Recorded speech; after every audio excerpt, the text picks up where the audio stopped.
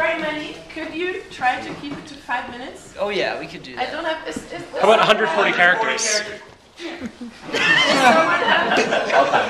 Does someone We'll tweet it. Okay, Ben takes time and will kindly remind you if the 5 minutes are over. I'll give you a 2-minute warning.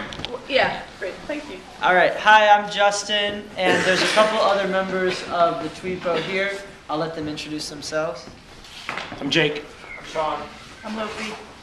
So, in brief, oh yeah, And Nick. and Nick. Anyone else? All right. In brief, the Tweetboat, what we refer to affectionately as the Tweetboat, is a group of people that tweet, that send out tweets for Occupy Wall ST NYC, which began, actually, it was started by Adbusters back in July when they made the call for Occupy Wall Street. And then I believe it was handed over to Marissa of the NYCGA. And then shortly before September 17th, Marissa reached out to me and asked if I wanted to tweet on it, and I accepted it. At that time, it had, I think, maybe 1,000 or so followers. And in the early days of Occupy Wall Street in the park, I just put out a laptop and said, if you want to tweet about what's going on, just type on that laptop.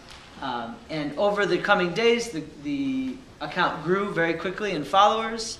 And I began to assemble a sort of team of people to help tweet on it as often as possible. And from that emerged this idea of the Tweetboat. And in essence, I think what the Tweetboat does, what it is an open social media collective. We meet every Thursday night at the Yippee Cafe at 9 p.m. to midnight. And in between that time, we use a couple tools, in particular Hootsuite, which is a collaborative team tweeting application, in order to have a core team of about 6 members who are called curators, who have the privilege to directly tweet messaging from this account. And then there's about 25 collaborators. Everybody's based in New York City, and everybody is pretty actively involved within different working groups and affinity groups within the movement.